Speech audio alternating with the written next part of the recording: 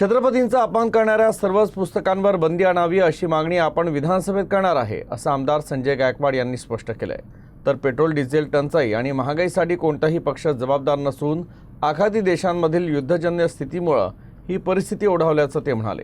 तर सध्या कॉकरोच जनता पार्टीचा फॅड आला असून तरुणाई काही काळ वाहवत जाते, त्याला सरकार काही जबाबदार नाही, असंही आमदार संजय गायकवाड म्हणाले। याला कारणीभूत फक्त जागतिक स्तरावर चाललेलं महायुद्ध आहे। याला कोणताही पक्ष जबाबदार नाहीये। आखाती देशातनं येणारा, कारण आपल्या देशामध्ये इंधनाच्या विहिरी नाही आहेत, आपण पेट्रोल निर्माण करू शकत नाही, आपण डिझेल निर्माण करू शकत नाही, आपण टोटली डिपेंड आहोत।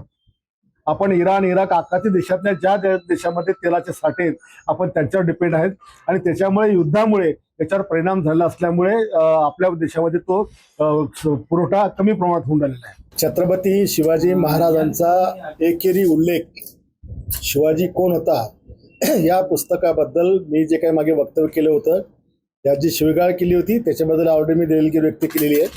आणि ह्या पुढेही छत्रपती शिवाजी महाराजांचा अपमान करणाराचा कोणी विषय असेल, मी त्या भूमिकेवर कायमचा ठाम आहे। येणाऱ्या विधानसभेत सुद्धा मी दगलबाज शिवाजी असतील, शिवाजी कोणत्याही पुस्तकं असतील, या सगळ्या पुस्तकावर माननीय मुख्यमंत्री महोदयांना बंदी आणण्याकरता मी सभागृहास विनंती करेल। तो विषय मात्र राहणारच आहे।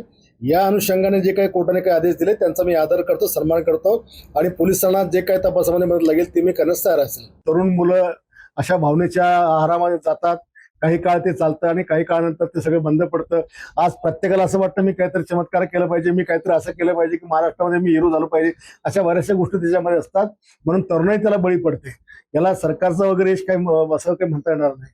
त्यांचा जो प्रयत्न आहे, कॉकरोच जनता पार्टीने जे घोषणापत्र टाकलेलं आहे, तर त्या घोषणापत्राला तुम्हाला योग्य वाटत नाही? मी काही घोषणापत्र अजून वाचलेलं नाही किंवा पाहिलेलं नाहीये आणि आता घोषणापत्र द्यायला कुठल्या निवडणुका पण डोक्यावर नाहीये।